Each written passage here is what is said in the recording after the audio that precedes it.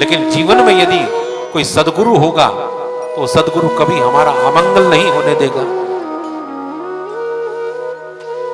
इसलिए कबीर कहते हैं,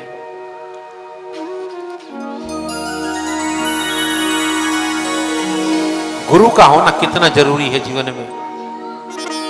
कौन कौन से झंझावात जीवन में आते हैं, कबीर कहते हैं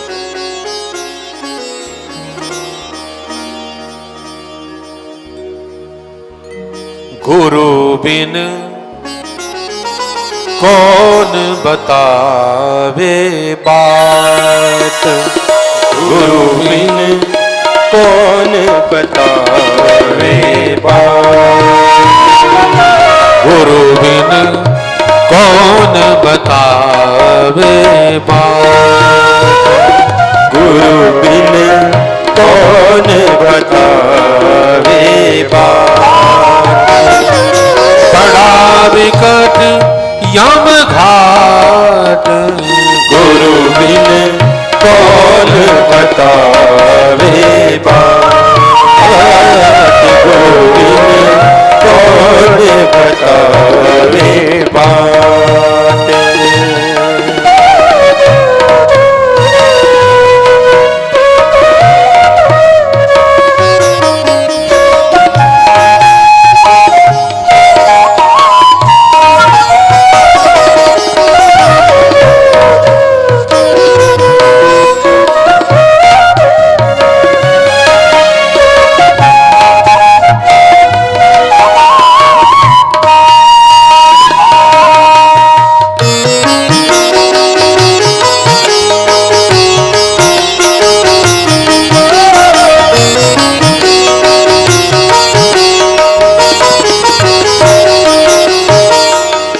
कौन सी रुकावटें आती हैं जीवन में हमारे, कबीर कहते हैं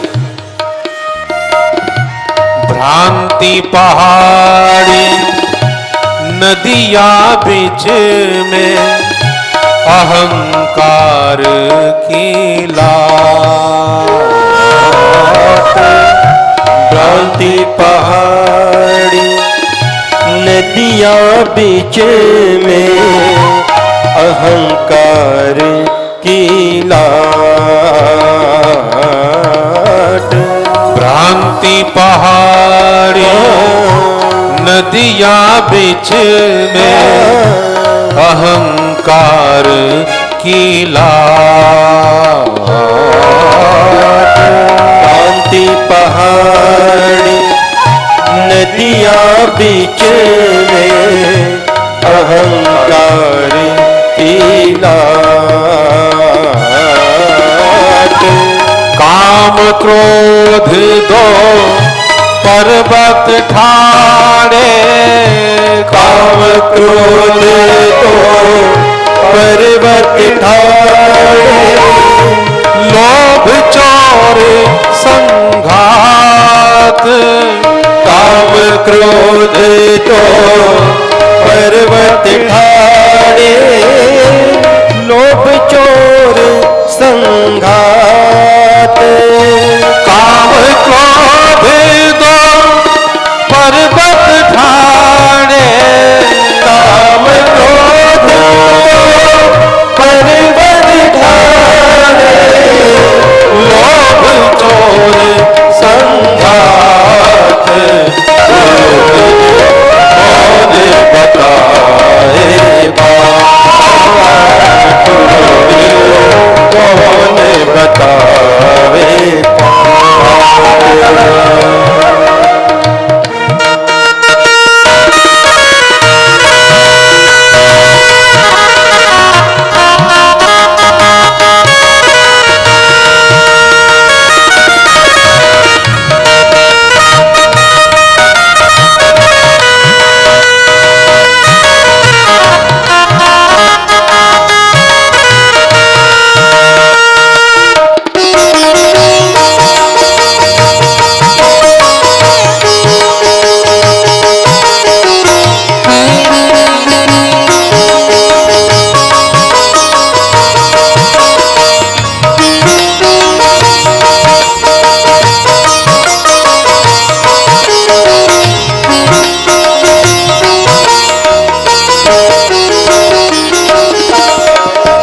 मद मत्सर का मेघा बरसत माया पवन बड़ ठाड। मद मत्सर का मेघा बरसत माया पवन बड़ ठाड। मद मत्सर का मेघा बरसत माया पवन बड़ ठाड। मद मत्सर का मेघा बरसत माया पवन बड़ ठाड। कहत कबीर सुनो भाई साधो। कहत कबीर सुनो भाई साधो। क्यों तरना यह घाट। कहत कबीर सुनो भाई साधो। क्यों तरना यह घाट। कहत कबीर सुनो भाई साधो। कहत कबीर सुनो भाई साधो। क्यों करना यह घाट। गुरु बिन कौन बतावे घाट। गुरु बिन कौन बतावे पाट। बड़ा विपद यम घाट। गुरु बिन कौन बतावे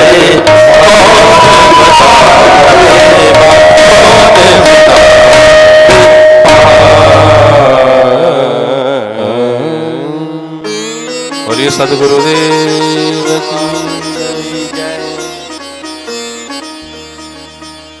गुरु बिन कौन बतावे बाट।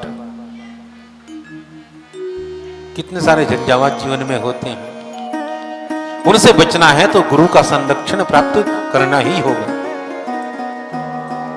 परीक्षित बड़े कृतार्थ हो गए। गुरु का संरक्षण जीवन के बहुत मार्मिक क्षणों में प्राप्त हो गया। परीक्षित ने प्रश्न पूछा और सुखदेव जी उनके प्रश्नों का उत्तर देने में इतने आनंदित हुए कि बिना कोई मंगलाचरण किए सीधे सीधे उनके प्रश्नों का उत्तर देना शुरू कर दिया सुखदेव जी ने। परीक्षित, मैं बताता हूं कि जिसकी मृत्यु बहुत निकट हो उसे क्या करना चाहिए।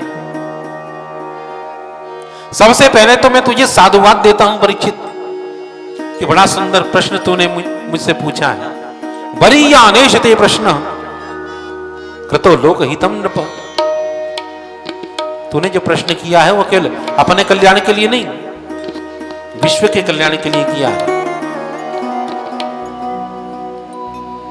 जिसकी मृत्यु बहुत निकट हो उसे भगवान से युक्त हो जाना चाहिए। परीक्षित कहने लगे, गुरुदेव यही तो समस्या है, भगवान से युक्त होना ही तो समस्या है। भगवान से युक्त कैसे हुआ जाए। इस संसार में रहते हुए भगवान से युक्त होना, इससे कठिन काम तो हो ही नहीं सकता। उसका कोई साधन हो, उसका कोई तरीका हो तो प्रभु वो आप हमें बताएं। सुखदेव जी कहने लगे, परीक्षित भगवान से युक्त होने के 3 साधन हैं। वो कौन से साधन हैं? ताकि 3 साधन हैं, बहुत सरल साधन।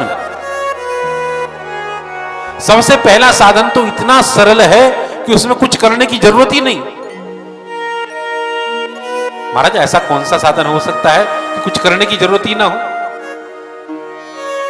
सुखदेव जी कहने लगे, वो साधन है कथा सुनना। कथा सुनना कि हां तस्मात् भारत सर्वात्मा भगवान ईश्वरो हरि श्रोतव्य कीर्तितव्यश्च स्मर्तव्यश्चिच्छता भयम। पहला साधन है श्रोतव्य, भगवान की कथा कहीं पर होती हुई मिल जाए तो उस अवसर को कभी जाने ना दे, तुरंत कथा सुनने के लिए चला जाए। ये प्रतीक्षा नहीं करनी चाहिए कि हमारे पास कथा का कार्ड आया है नहीं आया, कथा हो रही है तुरंत अपने आप को कृतार्थ समझकर चले जाना चाहिए कथा सुनने। लेकिन कैसे कथा सुननी चाहिए? मनोयोग से कथा को सुनना चाहिए, कथा को डूबकर सुनना चाहिए। ऐसे सुनना चाहिए कि मानो अपने कानों से हम हरि कथा को पी रहे हैं, पान कर रहे हैं हरि कथा अमृत का।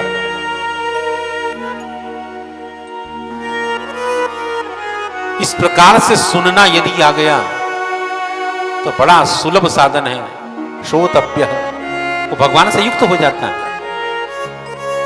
और अगर कथा को सुनना ठीक से आ गया तो दूसरा साधन क्या है? कीर्तितव्यश्च, उसमें थोड़ी सी मेहनत आपको भी करनी पड़ेगी। कथा सुनने में तो कुछ करने की जरूरत ही नहीं, जो कुछ करना है कथावाचक को करना है। लेकिन कीर्तितव्यश्च यानी भगवान के नाम का कीर्तन करना। लेकिन कीर्तन कैसे करना? केवल ताली बजाकर गा लेना ही कीर्तन नहीं है।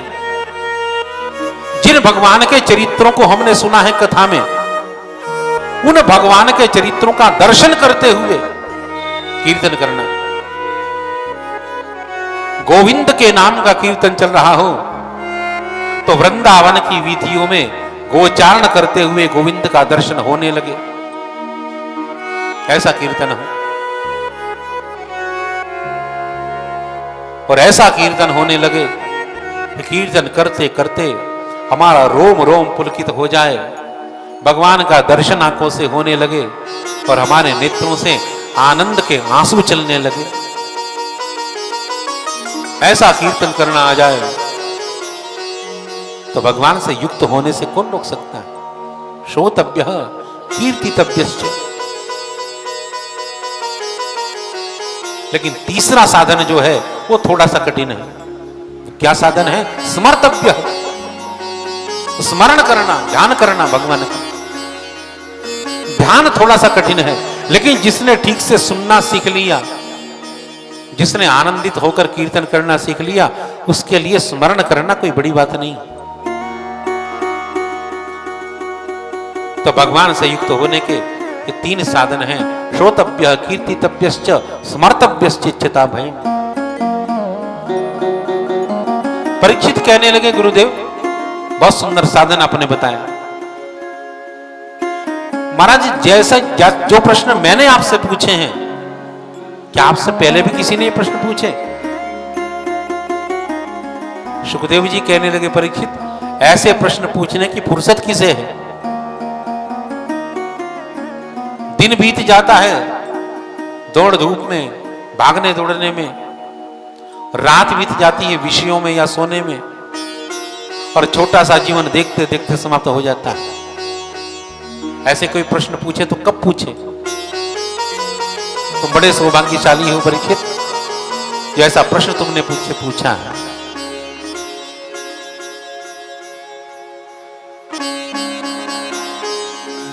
मृत्यु का भय कैसे भागे? भगवान के प्रति भाव जाग जाए ये तीन साधनों के द्वारा, तो मृत्यु का भय स्वयं भाग जाता है। हर व्यक्ति को यह समझ लेना चाहिए कि मैं परीक्षित हूं। सुखदेव जी कह रहे हैं कि परीक्षित केवल तुम्हारे ही जीवन के 7 दिन नहीं है, हर व्यक्ति के जीवन के 7 ही दिन हैं। 8वां दिन तो किसी का जीवन का है ही नहीं। रविवार से लगाकर शनिवार तक 7 ही दिन तो होते हैं, 8वां दिन तो है ही नहीं। और जिसे भी जाना है, जिसे भी मरना है, इन 7 ही दिनों में से कोई एक दिन होगा। 8वां तो दिन ही नहीं है।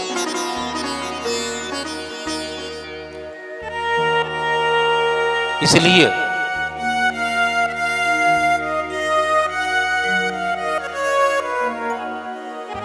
इस भय को अपने दिमाग से निकाल दो कि तुम्हारे ही दिन के 7 दिन, तुम्हारे जीवन के 7 दिन है, हर व्यक्ति के जीवन के 7 दिन है।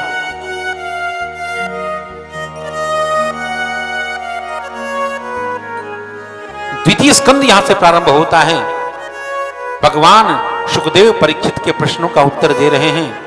प्रथम 2 अध्याय में ध्यान प्रकरण है, तीसरे और चौथे अध्याय में हृदय शुद्धि प्रकरण है, और बाद के 5 अध्याय जो हैं, कुल 10 अध्याय हैं इस स्कंद में, उसमें मनन प्रकरण है।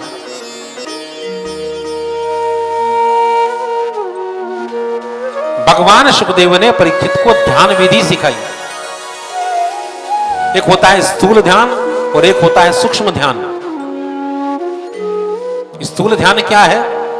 स्थूल ध्यान है कि स्थूल नेत्रों से हमें जो कुछ भी दिखाई दे रहा है वो सब कुछ भगवान ही है, परमात्मा ही है। तो सूक्ष्म ध्यान क्या है? सूक्ष्म ध्यान ये है, स्थूल ध्यान में तो जो कुछ दिखाई दे रहा है वो भगवान है, और सूक्ष्म ध्यान ये है कि जो कुछ हमें दिखाई दे रहा है वो सब कुछ भगवान के अंदर है, भगवान में ही है। यह सूक्ष्म ध्यान। और सूक्ष्म ध्यान करते हुए भी अपने आप को भी परमात्मा के अंदर ही अनुभव करना, यह सूक्ष्म ध्यान होता है। और मुक्त हो जाना। 2 प्रकार की मुक्ति होती है, एक होती है सद्यो मुक्ति और एक होती है क्रम मुक्ति। क्रम मुक्ति यानी धीरे धीरे मुक्त होने का अभ्यास करना,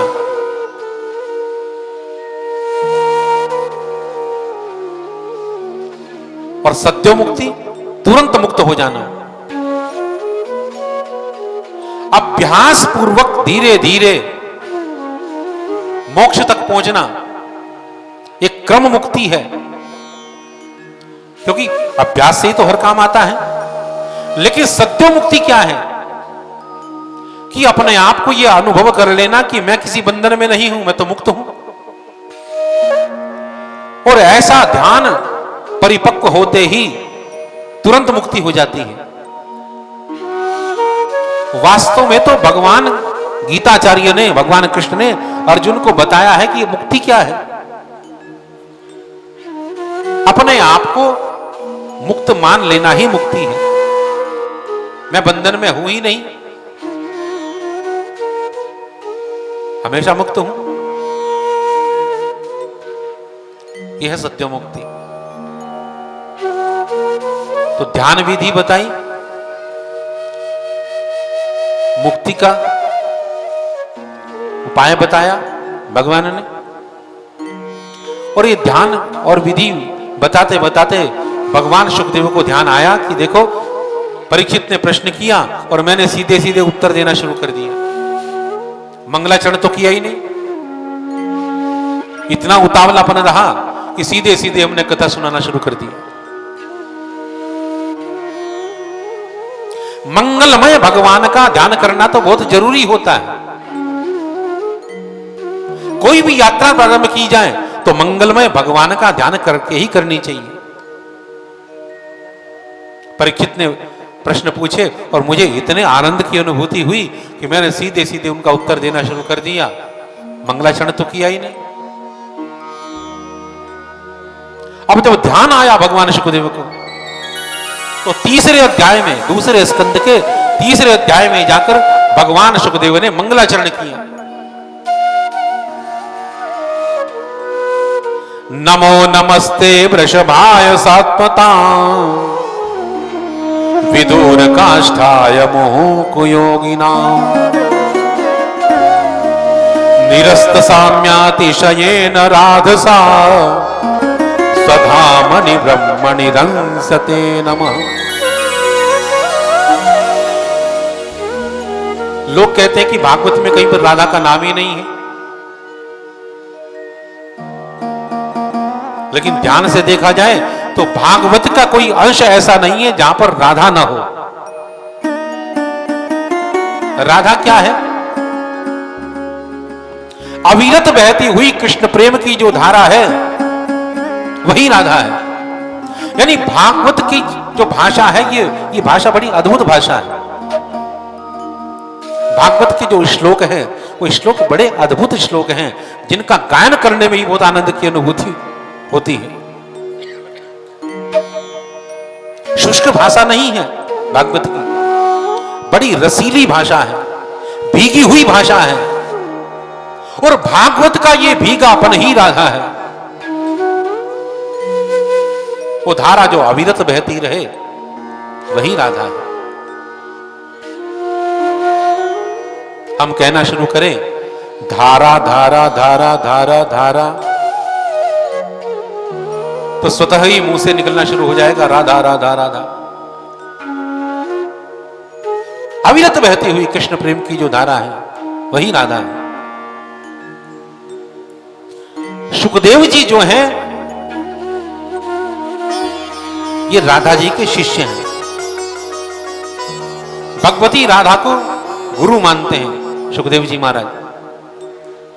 निकुंज में प्रतिदिन राधा राधा राधा रटा करते हैं। एक दिन भगवती राधा आई और शुक को बड़े प्रेम से अपने हथेली पर बैठाया और कह दिया, शुक राधे राधे मां वद कृष्णम वद। तो सुखदेव जी को लगा कि भगवती राधा ने मुझे कृष्ण नाम से दीक्षित कर दिया है, कृष्ण मंत्र दे दिया है। तो अब सुखदेव जी ने राधा राधा कहना तो बंद कर दिया और कृष्ण कृष्ण कहना शुरू कर दिया। राधा जी को गुरु मान लिया और कृष्ण को अपना मंत्र मान लिया। कृष्ण कृष्ण कहने लगे।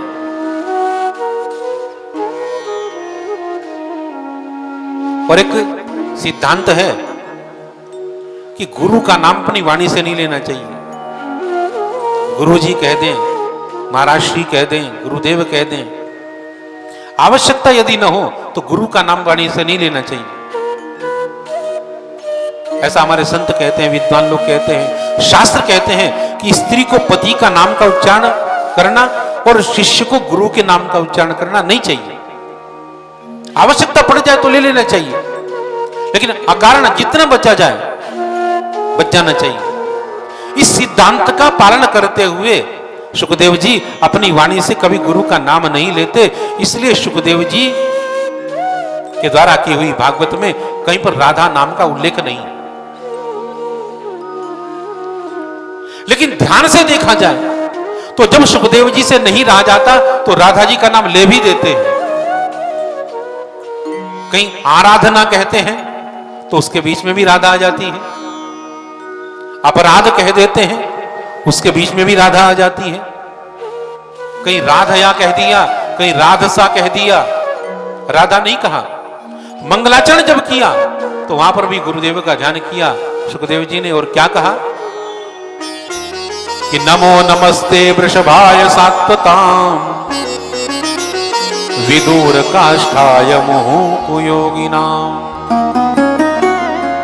निरस्त साम्यातिशयेन राधसा स्वधामनि ब्रह्मणि रंसते नमः।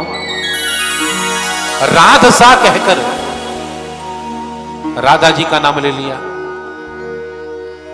सुखदेव जी ने। गुरुदेव का स्मरण न हो तो व्यर्थ है ग्रंथ, व्यर्थ है कोई भी परिक्रमा, कोई भी यात्रा। ध्यान किया गुरुदेव का, अविरत बहती हुई कृष्ण प्रेम की धारा श्री राधा जी का। तो आइए हम भी भगवती राधा का ध्यान करते हुए फिर क्रम में आगे चलते हैं। बोले राधा रानी की जय।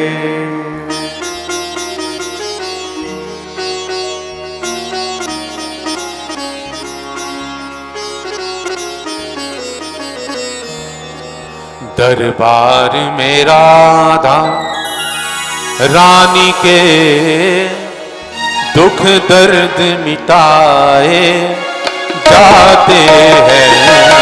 दरबार में राधा रानी के दुख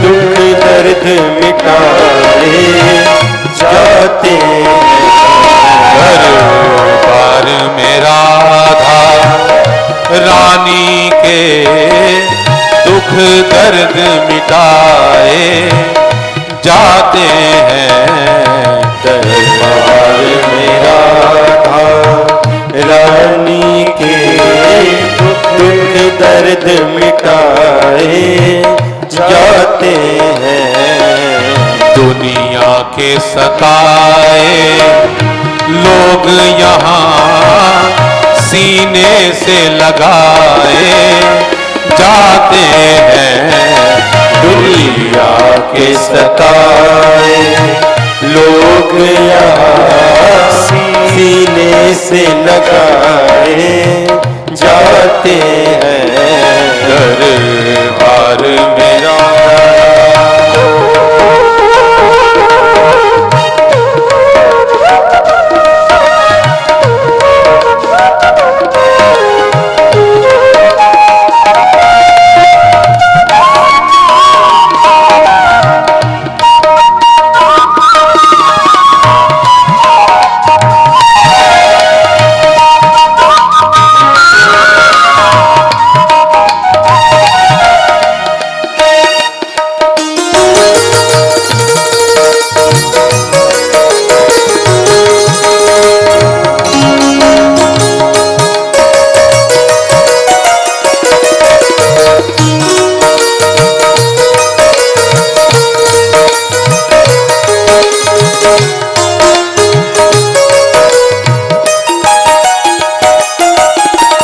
संसार सही रहने को यहाँ, संसार सही रहने को यहाँ, दुख ही दुख है सहने को यहाँ, दुख ही दुख है सहने को यहाँ।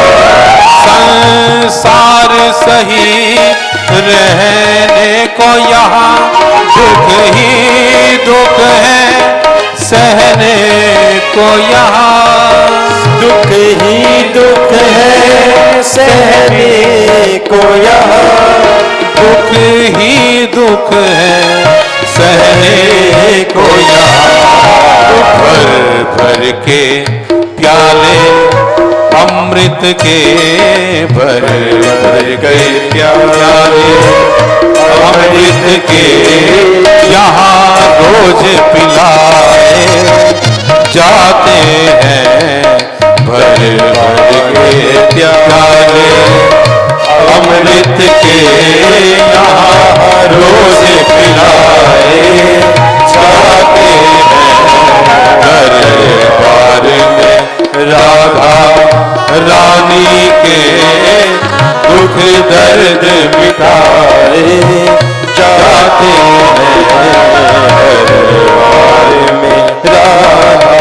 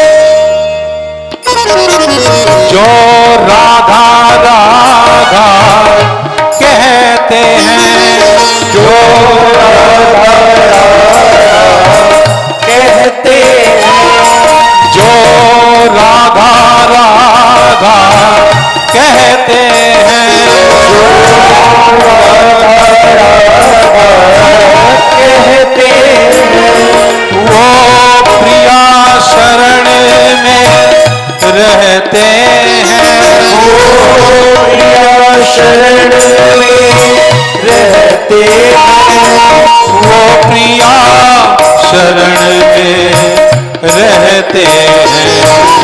वो प्रिया शरण में रहते हैं। करती है कृपा कृष्ण भानुसुता, करती है कृपा भानुसुता, वही महल बुलाए जाते हैं।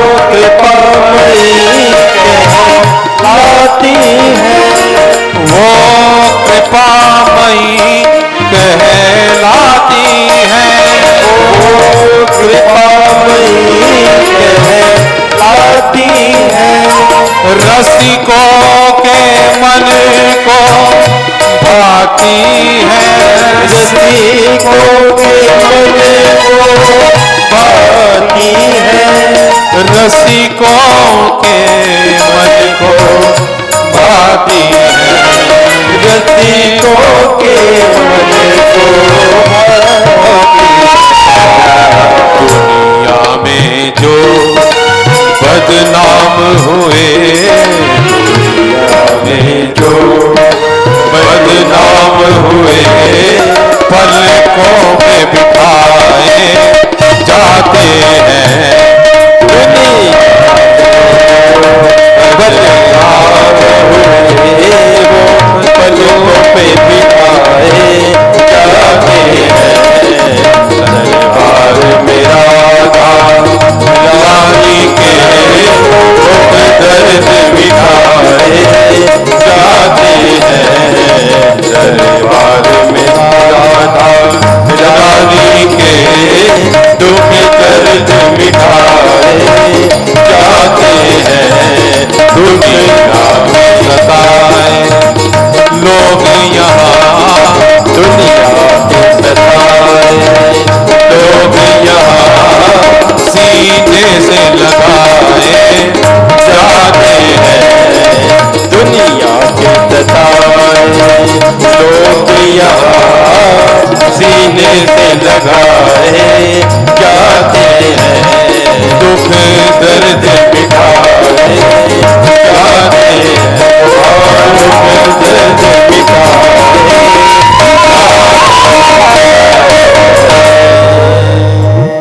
बोली राधा रानी की जय।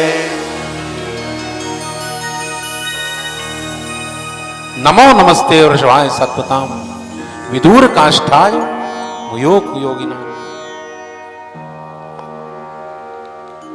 राधा जी का ध्यान किया मंगलाचरण करते हुए। इसके बाद बताया सुखदेव जी ने कि षष्ठी का निर्माण कैसे हुआ। परब्रह्म परमात्मा जो निर्गुण निराकार है, उस निर्गुण निराकार को लगा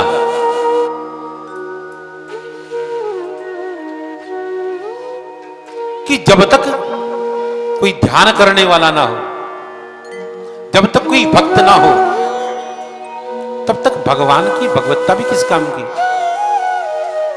भगवान की पहचान भी तो भक्तों से ही होती है। तो बिना भक्तों के भगवान को बड़ी नीरसता दिखाई दे रही है। तो निर्गुण निराकार ब्रह्म ने संकल्प किया कि मैं एक हूं और एक से बहुत बनना चाहता हूं, एको हम बहुश्याम। और यह विचार करके निर्गुण निराकार ब्रह्म ने महत्तत्व का निर्माण किया। महत्तत्व से 3 शक्तियां बनी, द्रव्य शक्ति, ज्ञान शक्ति और क्रिया शक्ति। ये 3 शक्तियां ही इस सृष्टि का संचालन करती हैं। और इन 3 शक्तियों में से एक शक्ति भी अपना काम करना बंद कर दे तो सृष्टि एक क्षण के लिए भी नहीं चल सकती। द्रव्य शक्ति कौन है? द्रव्य शक्ति है महालक्ष्मी। क्रिया शक्ति कौन है? क्रिया शक्ति है महाकाली।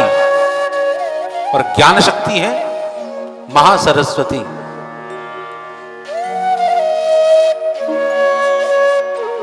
सब कुछ इन 3 शक्तियों से ही होता है।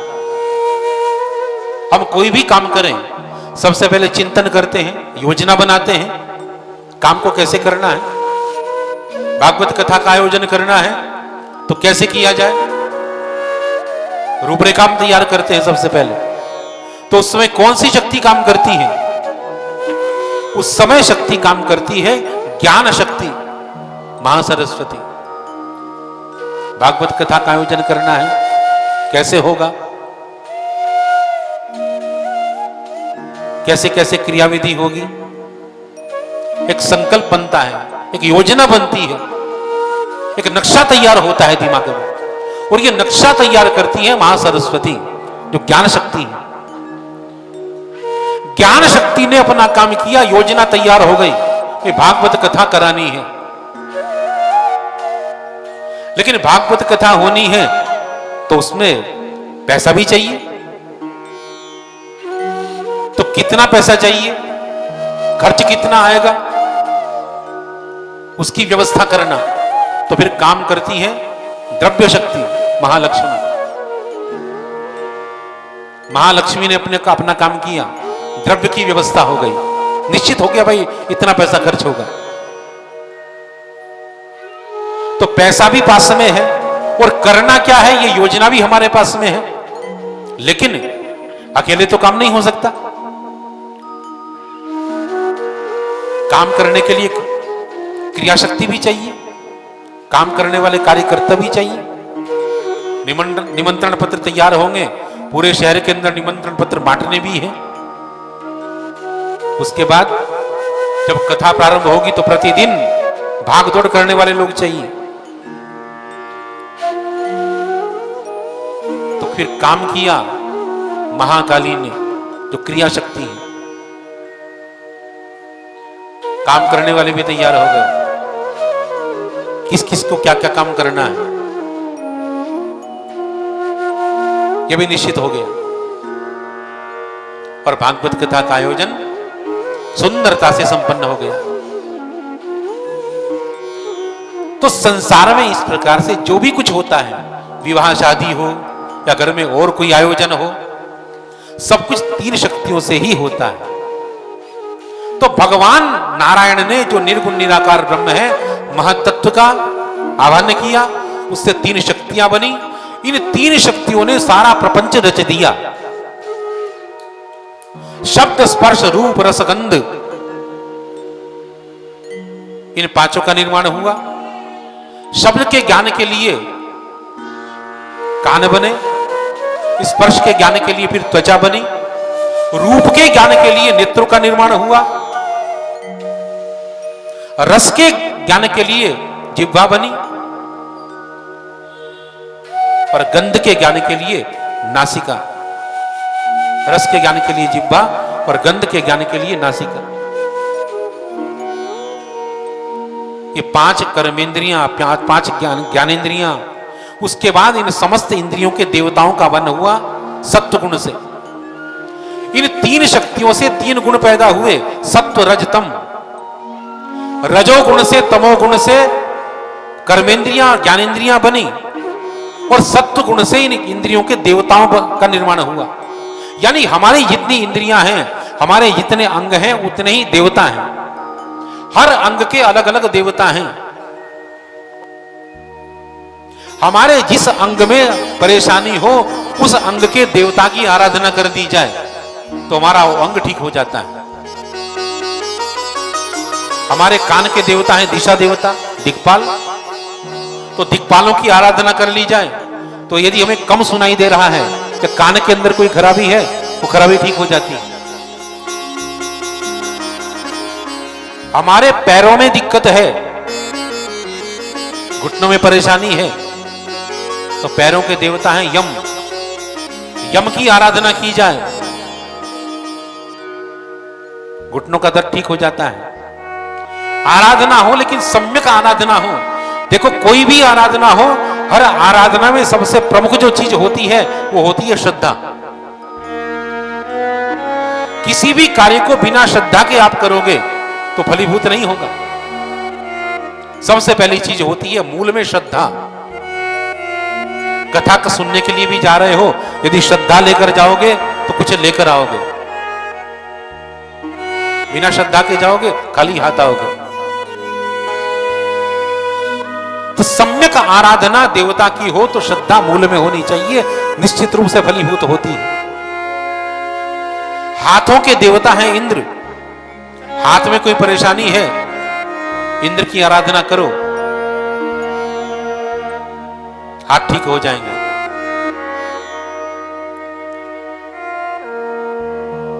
तो हर अंग के अपने अपने देवता हैं।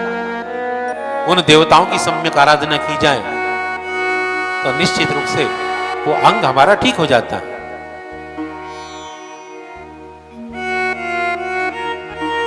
बहुत सरल तरीके से भगवान सुखदेव ने परीक्षित को ये सिद्धांत बताए।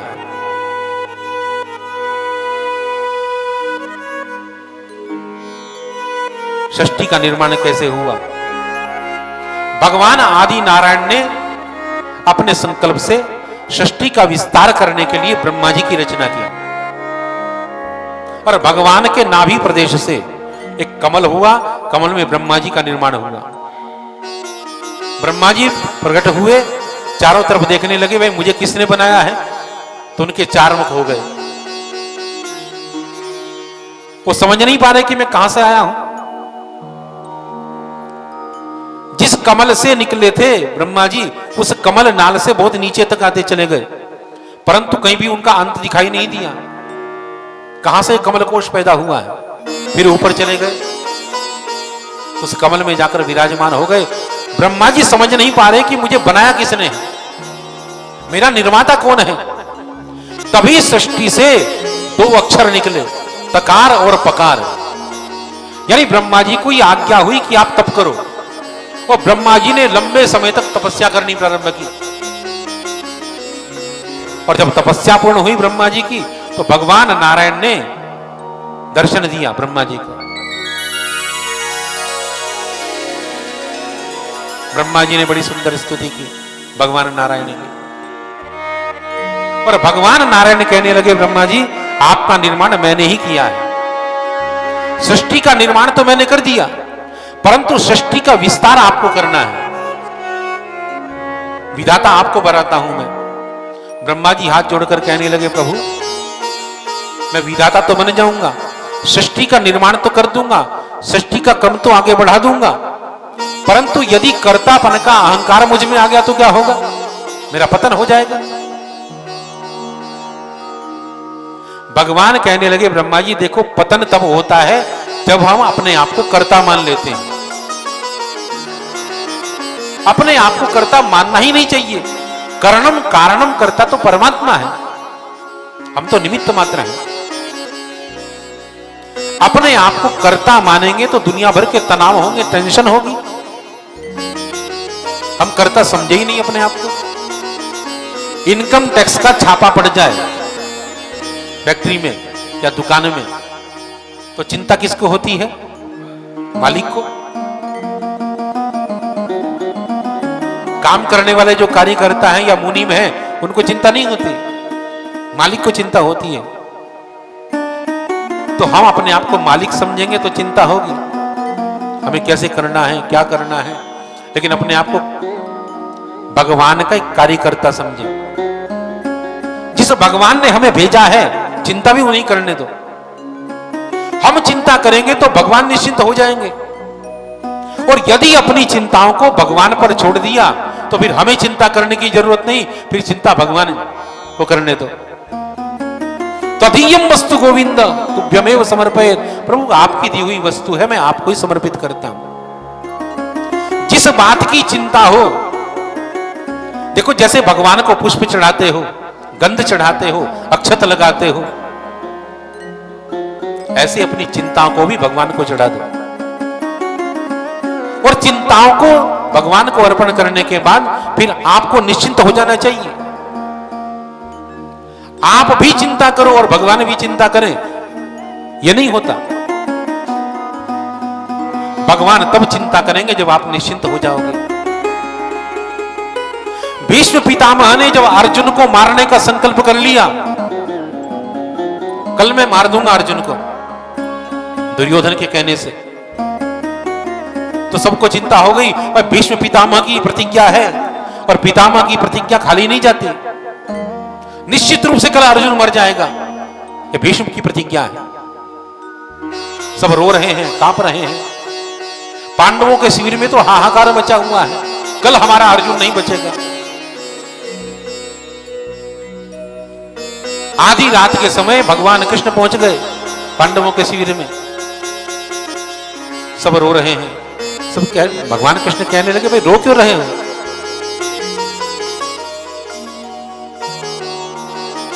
माता कुंती कहने लगी, केशव आपको पता नहीं है क्या पितामह ने क्या प्रतिज्ञा की है? अर्जुन को मारने की। और पितामह की प्रतिज्ञा कैसी होती है ये तो आप जानते हैं। कल हमारा अर्जुन नहीं बचेगा। भगवान कृष्ण कहने लगे, रे तुम जिसके लिए रो रहे हो ये तो बताओ अर्जुन कहां है? कहां चला गया अर्जुन? अर्जुन को देखा तो देखा कि अर्जुन बड़े आराम से सो रहे हैं। जिसे ये पता लग जाए कल तुम्हें मरना है, तुम्हारी मृत्यु कल निश्चित है, तो क्या जिसको मरना है अगले दिन उसे रात में नींद आ सकती है? आधा तो पहले ही मर जाता है वो।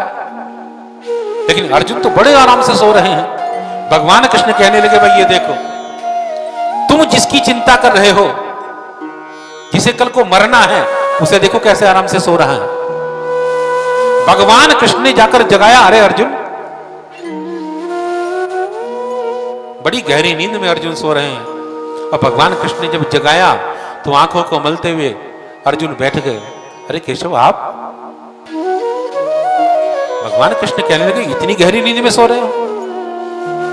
अर्जुन कहने लगे, केशव दिन भर युद्ध करता हूं, थक जाता हूं, तो थकान की वजह से नींद नहीं आएगी क्या? भगवान कहने लगे, अर्जुन कल पितामह भीष्म ने तुझे मारने का संकल्प ले लिया है, तुझे चिंता नहीं है, कल तुझे मरना है। तो अर्जुन बहुत जोर से हंसे और हंसते हुए कहने लगे कि प्रभु, जिसकी चिंता करने वाला जाग रहा हो, मतलब उसे सोने में क्या आपत्ति है? मेरी चिंता करने वाले आप हैं और आप जाग रहे हो, तो मुझे सोने में कोई आपत्ति नहीं। और यह कहकर अर्जुन फिर सो गए। अपनी चिंताओं को भगवान को सौंपकर बड़े शान से अर्जुन सोए हैं। अर्जुन तो सो गए, लेकिन अर्जुन को कैसे बचाना है, इस चिंता में भगवान कृष्ण रात भर जागते रहे। और अंत में अर्जुन को बचा लिया भगवान ने। सब ये प्रसंग जानते हैं। कहने का मतलब, अपनी चिंताओं को भगवान को अर्पण कर दो और फिर निश्चिंत होकर सो जाओ।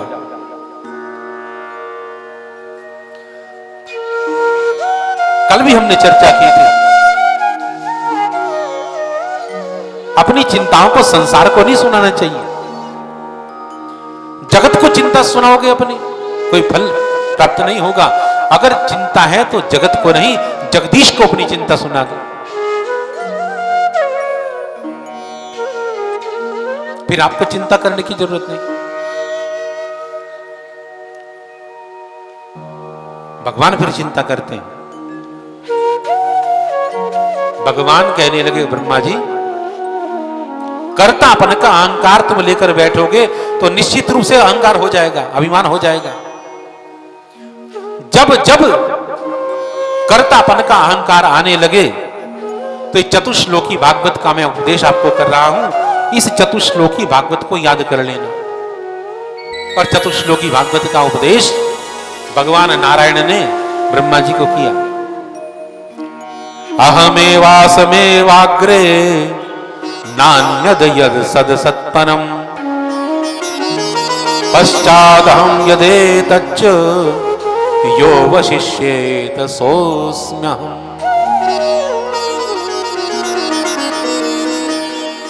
ब्रह्मा जी को सौंप दिया सृष्टि का भार भगवान नारायण ने। और यहां पर द्वितीय स्कंद पूर्ण होता है श्रीमद् भागवत का। तृतीय स्कंद में भगवान शुक कहते हैं, एवमेतत् पुरा पृष्टो मैत्रेयो भगवान किल क्षत्रावनं प्रविष्टेन त्यक्त्वा स्वगृहमृद्धिवत्।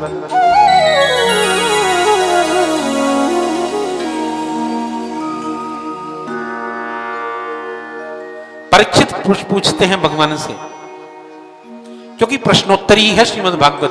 परीक्षित प्रश्न कर रहे हैं और सुखदेव उसका उत्तर दे रहे हैं। परीक्षित कहने लगे कि प्रभु, मैंने सुना है कि भगवान बिना निमंत्रण के भी पहुंच जाते हैं कहीं। बिना निमंत्रण के तो साधारण व्यक्ति भी नहीं जाता, भगवान पहुंच जाते हैं। सुखदेव जी कहने लगे, हाँ परीक्षित, तुमने ठीक कहा। भगवान बिना निमंत्रण के भी चले जाते हैं, लेकिन कहां जाते हैं? भक्त भगवान को याद करे, यह तो होती है भक्ति। लेकिन भगवान स्वयं भक्त को याद करने लगे, यह होती है भक्ति की पराकाष्ठा। और यह पराकाष्ठा तब होती है जब भक्त अपने अंदर से भगवान को पुकारता है। रोम रोम जब पुलकित हो जाता है भक्त का, नेत्र जब सजल होते हैं, आनंद के आंसू जब झरने लगते हैं, जब ध्याता और ध्येय मिलकर एक हो जाते हैं, एकाकार हो जाते हैं, तो वो ब्रह्म बिना निमंत्रण के ही आ जाता है। परीक्षित, भगवान कृष्ण बिना निमंत्रण के ही पहुंच गए थे। कहां? कि विदुर के घर में, विदुर की कुटिया में। यह कैसे हुआ प्रभु? भगवान कहने लगे, सुखदेव जी महाराज,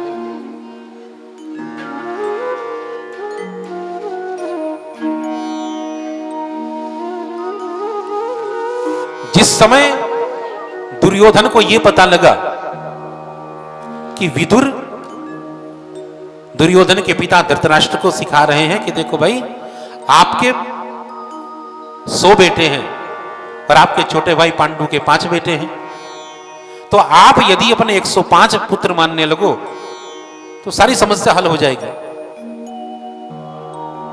दुर्योधन को जब इस बात का पता लगा तो अच्छा नहीं लगा दुर्योधन को कि विदुर मेरे पिता को भड़का रहा है, तो विदुर को देश निकाला दे दिया दुर्योधन ने। अपमानित होकर विदुर जी दुर्योधन के यहां से निकल गए, लेकिन अपने सारे आयुध राजद्वार पर ही रख दिए, अपना मुकुट उतारकर राजद्वार पर रख दिया। अब पत्नी सुलभा को साथ में लेकर जंगल में चले गए। जैसे विभीषण रावण का त्याग करके भगवान राम के पास चले गए थे, तो गोस्वामी तुलसीदास जी कहते हैं, अस कहीं चला विभीषण तब ही, आयुहीन भय तब सब तब ही। जैसे ही विभीषण ने लंका का त्याग किया था, वैसे ही लंका में सब आयुहीन हो गए थे, सबकी आयु समाप्त हो गई थी। आज विदुर जी ने जैसे ही राज्य को छोड़ा, वैसे ही आयुहीन हो गए सब कौरव। विदुर जी क्या गए, कौरवों के पुण्य ही चले गए विदुर जी के साथ। सनिर्गता कौरव पुण्य लब्धो, गजाभया तीर्थ पद पदानी, अनवागमद पुण्य चिकीर्षयोर्म्या, स्वधिष्ठितो यानि सहस्रमूर्ति। पत्नी सुलभा को साथ में लेकर भगवान का भजन करने के लिए जंगल में चले गए विदुर, और सुलभा से कहने लगे, सुलभा अब कोई चक्कर ही नहीं, कोई तनाव ही नहीं, कोई जिम्मेदारी नहीं, चलो अब आनंद के साथ में यहां भगवान का भजन किया करेंगे। विदुर जी जाते हैं वन में और वहां से साग आदि ले आते हैं, घर में बनाते हैं, खाते हैं और भगवान का भजन करते हैं निश्चिंत होकर।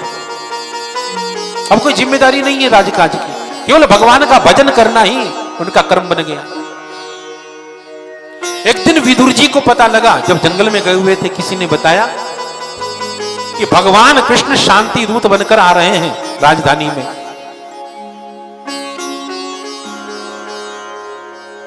और दुर्योधन ने शकुनी के कहने से राजनीतिक षड्यंत्र के तहत भगवान कृष्ण की रथ यात्रा निकालने का कार्यक्रम बनाया है, और कल भगवान कृष्ण की रथ यात्रा निकलेगी राजपथ से। सुलभा को आकर जब बताया तो भगवती सुलभा के आनंद का ठिकाना नहीं रहा। हमारे आराध्य का दर्शन होगा। रात भर नींद नहीं आई विदुर जी को और सुलभा को, कल हमें ठाकुर जी का दर्शन होगा।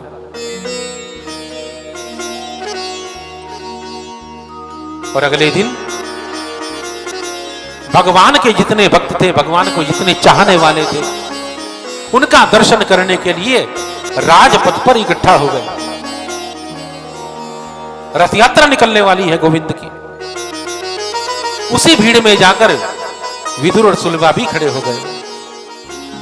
ठाकुर के दर्शन की लालसा है मन में।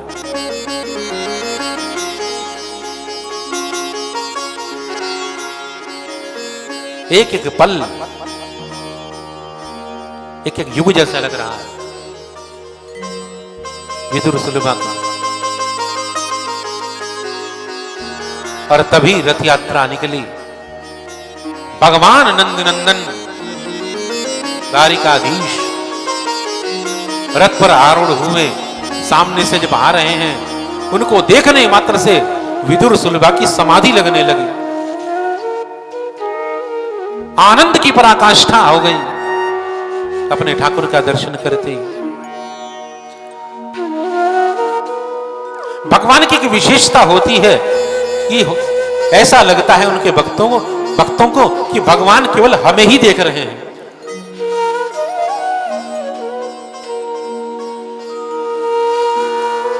और किसी को नहीं देख रहे, वो हमें ही देख रहे हैं।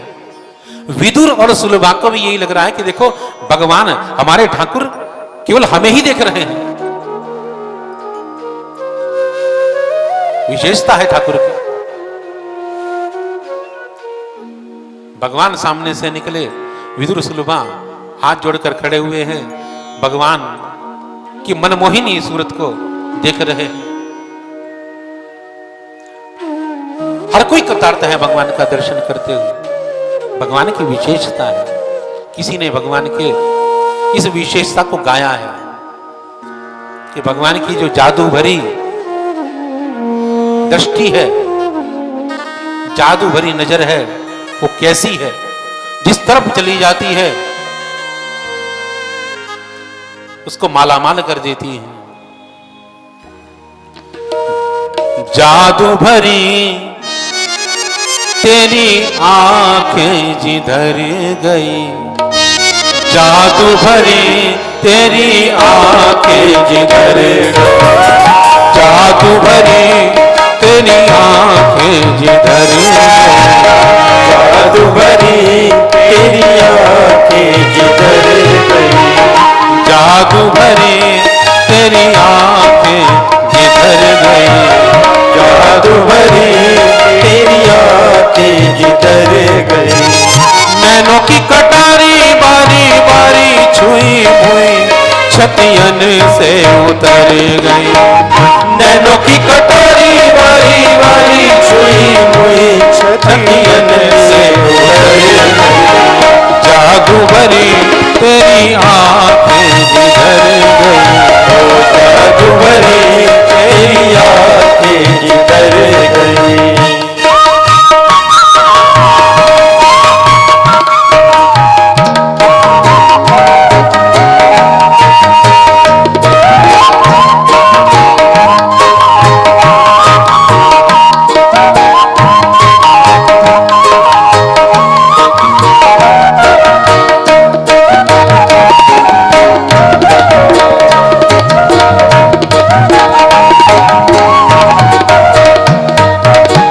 कैसी है भगवान की पलकें?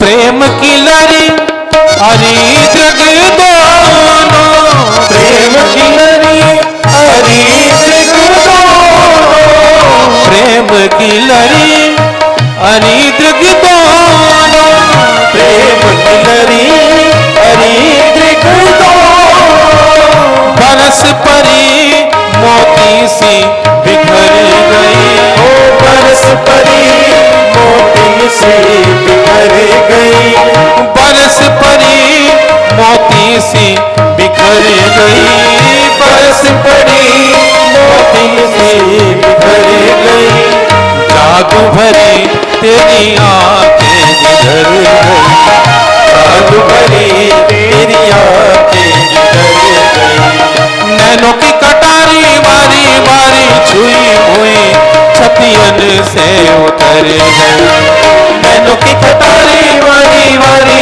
छुई हुई छटियन से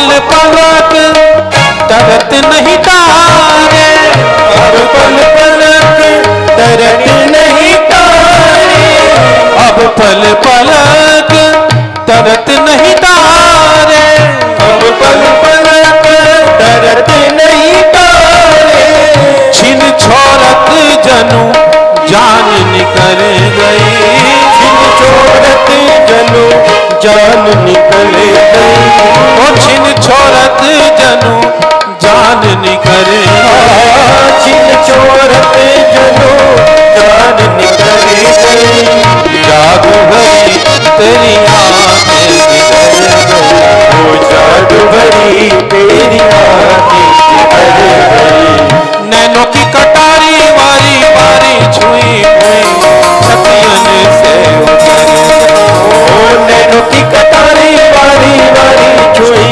हुई सदियन से उतर गई, जादू भरी तेरी आंखें जिधर गई, ओ जादू भरी तेरी आंखें जिधर गई।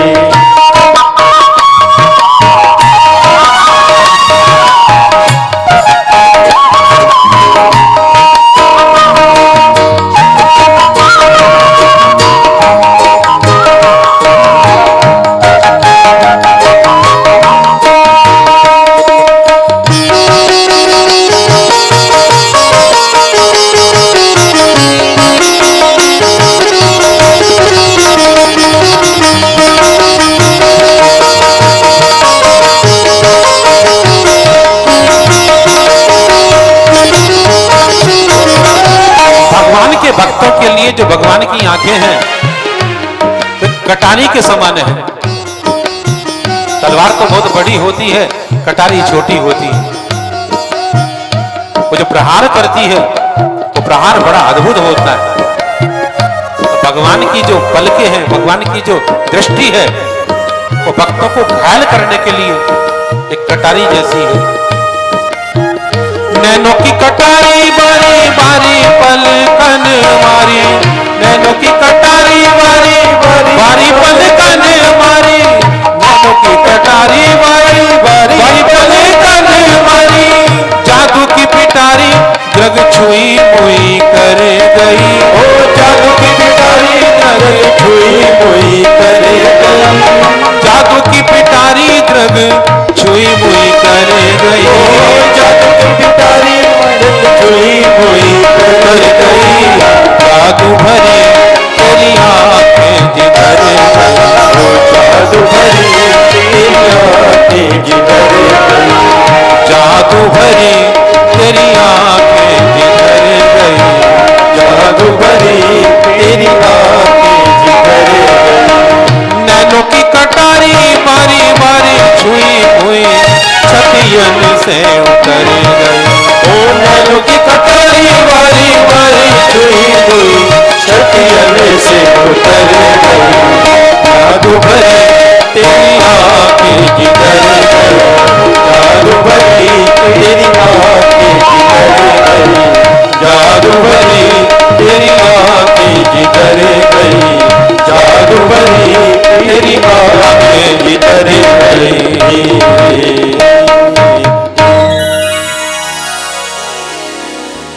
एक जादू जैसी है भगवान की आंखें। हर भक्त को यह लग रहा है कि ये केवल मुझे ही नहीं रख रही है। भगवान का दर्शन किया, विदुर सुलभा ने रथ सामने से निकल गया और भगवान का दर्शन करके विदुर सुलभा जब लौटे तो सुलभा कहने लगी विदुर जी से कि मुझे लग रहा है कि हमारे ठाकुर हमारी कुटिया में आएंगे। विदुर जी हंसते हुए कहने लगे, देवी तुम्हें पता है कि भगवान कहां जा रहे हैं? राजधानी में, और उनके स्वागत की कितनी तैयारियां हैं। प्रबंध देख रही हो ना, कितना प्रबंध है भगवान के लिए। उस सारी व्यवस्थाओं को छोड़कर, सारे प्रबंधों को छोड़कर क्या भगवान हमारी कुटिया में आएंगे? देखो ऐसे सपने नहीं देखा करते। आशा ही परमम दुखम नैराश्यम परमम सुखम। परंतु सुलभा तो कह रही कि नहीं, भगवान जिस तरह से हमारी तरफ देख रहे थे, मुझे लग रहा है कि निश्चित रूप से आएंगे। आंखों ही आंखों में मुझे कह रहे थे, ठाकुर मैं तुम्हारी कुटिया में आने वाला हूं।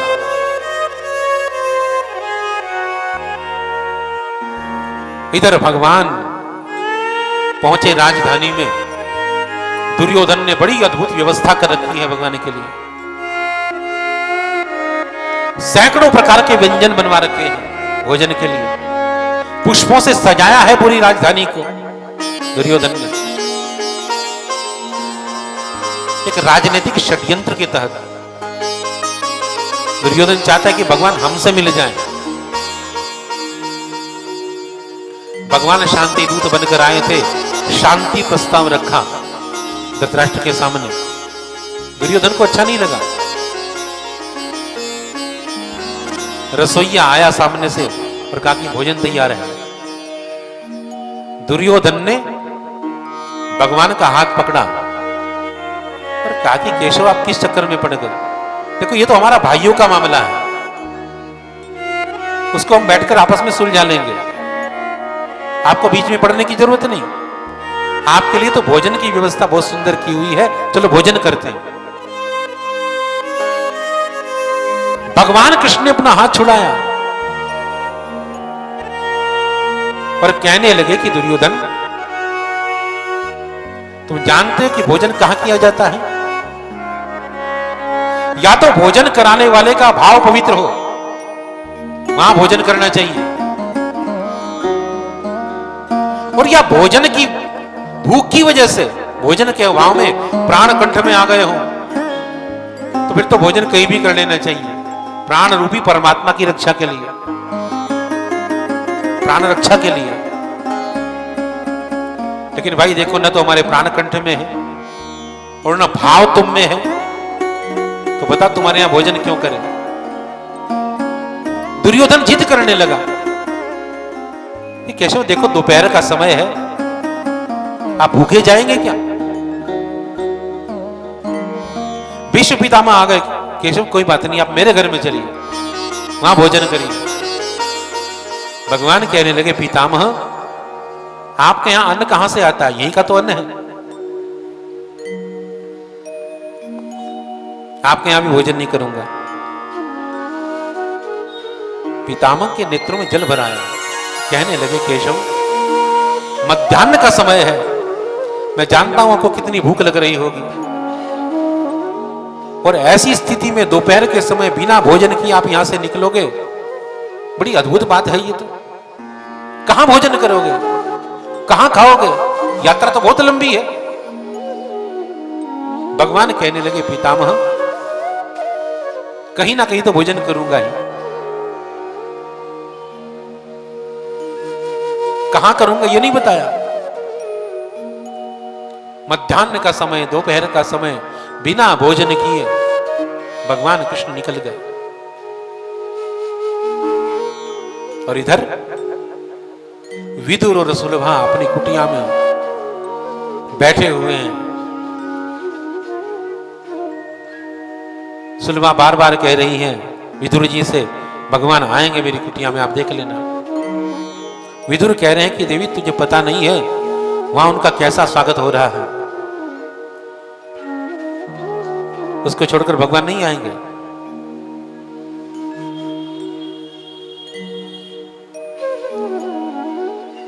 जब सुलभा बार बार कहने लगी तो विदुर ने कहा, देखो सुलभा ये समय जिद करने का नहीं, भगवान हमारी कुटिया में आए या न आए कोई चिंता नहीं, लेकिन भगवान का भजन ऐसा करना चाहिए कि भगवान हमारे चित्त में आ जाए।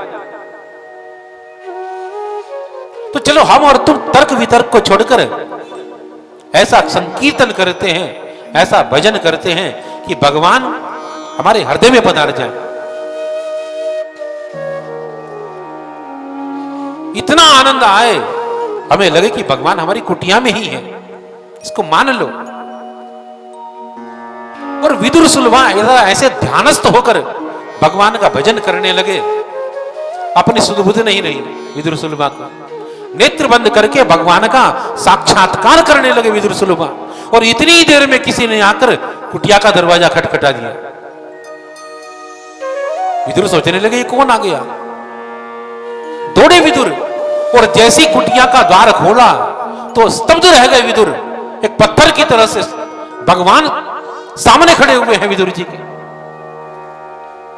जिनका ध्यान अपने अंदर कर रहे थे विदुर सुलभा। वो मनमोहिनी मूर्ति दरवाजे पर खड़ी हुई है। नेत्र पर विश्वास नहीं हुआ विदुर सुलभा को। अवाक खड़े रह गए। भगवान को ये तक नहीं कह सके केशव आप अंदर तो आओ। भगवान कृष्ण स्वतः आए कुटिया में, क्योंकि विदुर जी के घर में तो बैठने के लिए कुर्सी भी नहीं, कोई साधन नहीं है। एक पत्थर पड़ा हुआ था, उस पत्थर पर ही आकर भगवान बैठ गए। विदुर सुलभा चरणों में बैठ गए गोविंद के, और भगवान कहने लगे, विदुर जी को चाचा जी कहते हैं भगवान। भगवान कहने लगे, देखो चाचा जी, और सब बातें तो बाद में करेंगे। तुम्हारी कुटिया में जो हम आए हैं, जानते हो क्यों आए हैं? भोजन करने के लिए।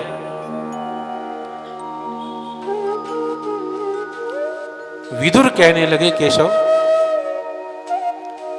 आप क्यों मजाक करते हो? मैं जानता हूं आप कहां से आ रहे हो और कितने व्यंजन आपके लिए बने होंगे। भगवान कहने लगे, चाचा जी, जहां पर मेरे भक्त का अपमान होता हो, क्या वहां पर मैं भोजन कर सकता हूं? विदुर विचार करने लगे, भगवान को क्या खिलाऊं? केशव मेरे घर में क्या है जो मैं आपको अर्पण कर सकूं?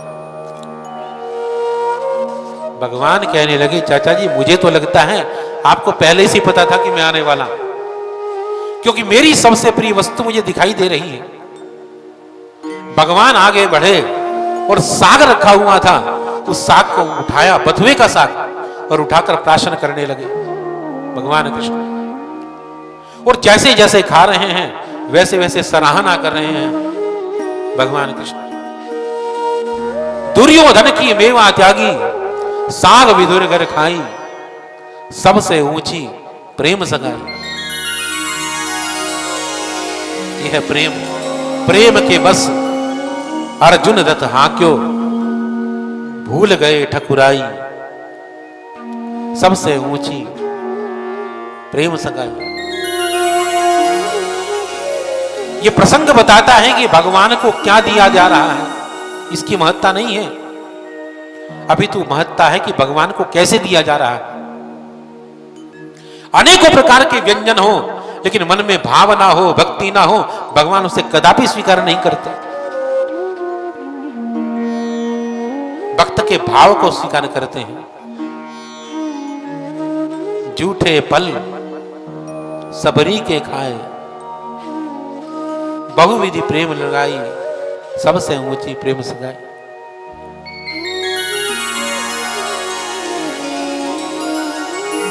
महाभारत के युद्ध की बात जब पुष्ट हो गई तो विदुर जी तपस्या तीर्थ यात्रा करने के लिए निकल गए। वर्षों तक तीर्थ यात्रा की। जब महाभारत का युद्ध पूर्ण भी हो गया, उसके बाद विदुर जी को रास्ते में उद्धव जी मिले। बद्रिकाश्रम जा रहे थे उद्धव जी, विदुर जी से मिले तो विदुर जी को उद्धव जी ने बताया, विदुर जी, महाभारत का युद्ध संपूर्ण हो गया है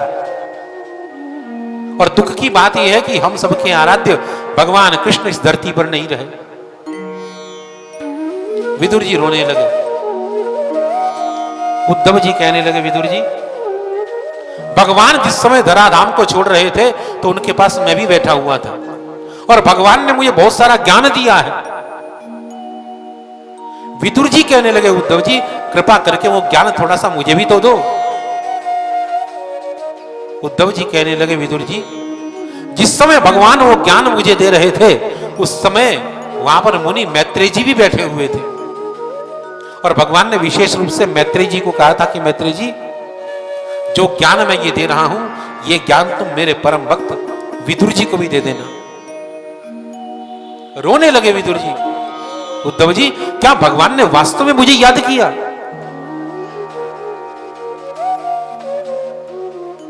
आनंद के आंसू चलने लगे कि भगवान ने जाते जाते मुझे याद किया। उद्धव कहने लगे, विदुर जी आप जाइए गंगा तट पर, मुनि मैत्रेय जी आपकी प्रतीक्षा कर रहे हैं वो सारा ज्ञान देने के लिए। मैत्रेय जी की कुटिया में विदुर जी पहुंचे। यहां पर विदुर मैत्रेय का संवाद प्रारंभ होता है, जिसकी चर्चा हम कल की कथा में करेंगे।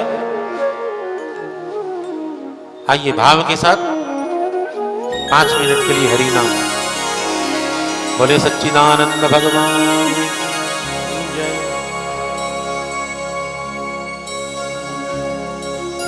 मुझे रास आ गया है, मुझे रास आ गया है, तेरे दर पे सर झुकाना। मुझे रास आ गया, तेरे दर पे सर झुकाना। मुझे रास आ गया है, तेरे दर पे सर झुकाना। मुझे रास आ गया, तेरे दर पे सर झुकाना।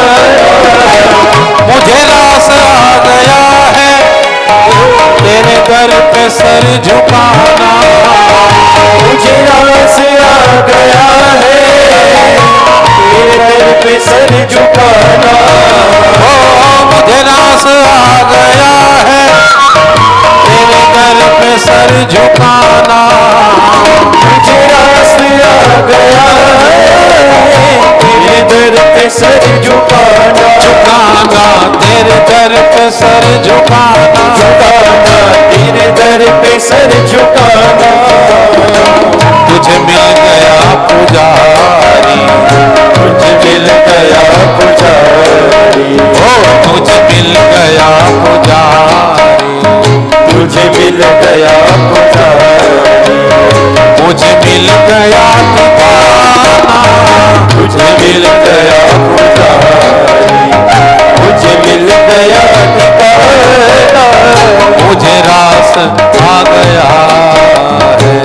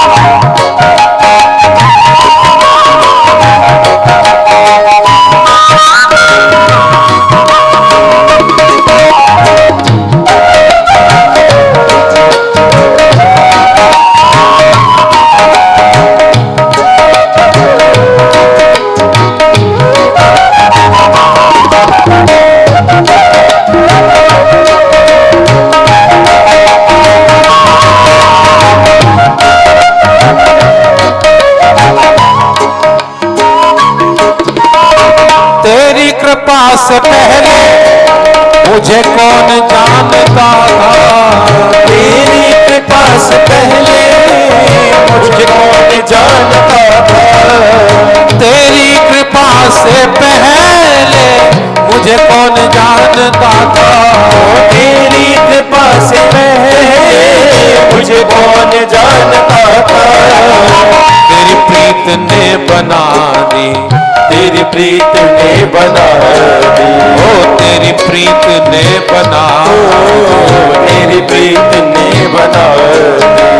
मेरी जिंदगी फसाना, तेरी प्रीत ने बना दी। मेरी जिंदगी फसाना मुझे रास आ गया है।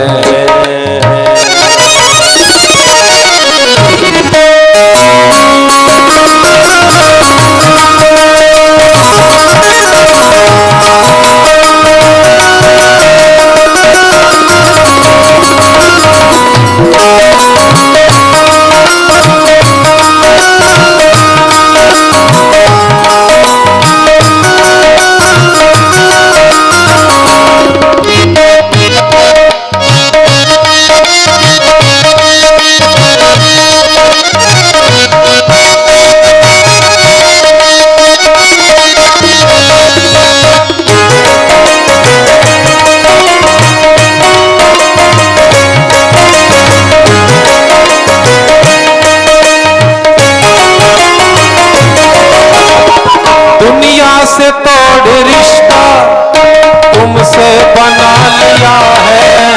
दुनिया से तोड़ रिश्ता तुमसे बना लिया है। दुनिया से तोड़ रिश्ता तुमसे बना लिया है। दुनिया से तोड़ रिश्ता तुमसे बना लिया है। लिया है तुमसे बना लिया है। लिया है तुमसे बना लिया है। और दुनिया से तोड़ रिश्ता तुमसे बना लिया है। दुनिया से तोड़ रिश्ता तुमसे बना लिया है। चरणों से अपने स्वामी, चरणों से अपने स्वामी, ओ चरणों से अपने स्वामी, चरणों से अपने स्वामी होकर न तुम लगाना। चरणों से अपने स्वामी होकर न लगाना। मुझे रास आ गया है तेरे दर पे सर झुकाना। मुझे रास आ गया तेरे दर पे सर झुकाना। मुझे रास आ गया है तेरे दर पे सर झुकाना। मुझे रास आ गया है तेरे दर पे सर झुकाना। तुझे मिल गया पुजारी, तुझे मिल गया पुजारी, तुझे मिल गया ठिकाना। तुझे तुझे मुझे रास आ गया, मुझे रास आ गया,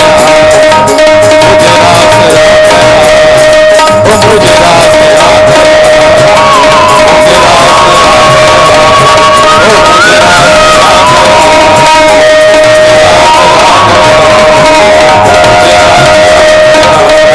ओ मुझे रास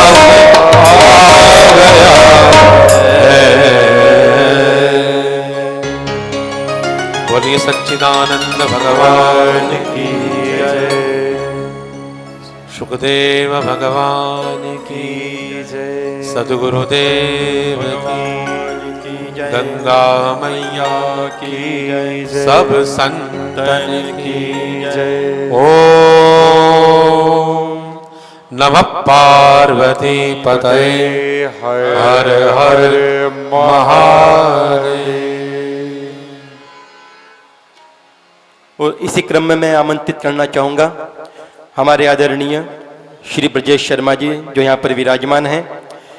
कृपया करके वह यहाँ आए और आकर कथा के विषय में जो भी अपने मनोभाव हो वो श्रोताओं के साथ साझा करें। आदरणीय श्री ब्रजेश शर्मा जी।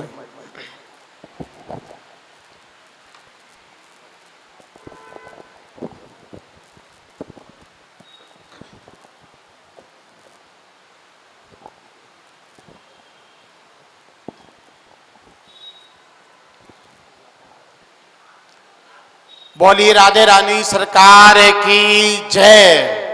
बोली बाके बिहारी लाल की जय। बोली व्यास जी महाराज की जय। सभी के चरणों में वंदन करता हुआ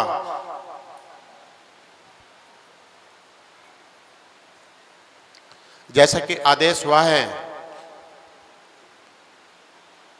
वैसे तो सभी ने बहुत ध्यान से सुना है,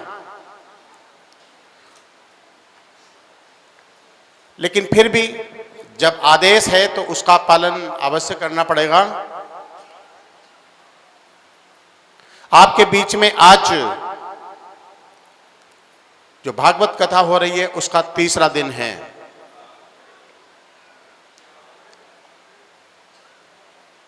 भागवत कथा आप लगातार सुन रहे हैं, पहले भी आपने खूब सुनी है और आगे भी आप सुनोगे। मैं सबसे पहले जो खेवड़िया परिवार है आपको बहुत बहुत आपको बधाई देता हूं कि भगवान की प्रेरणा से आपको ईश्वर की प्रेरणा हुई है, जो आपके हाथों से इतना पुनीत कार्य हो रहा है।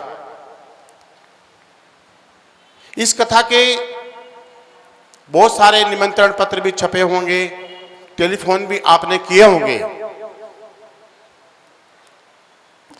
एक बार परिवार के लिए आप जोरदार ताली बजाइए। पहले आप आराम से बैठे हो, बहुत देर से आपने ताली नहीं बजाई है।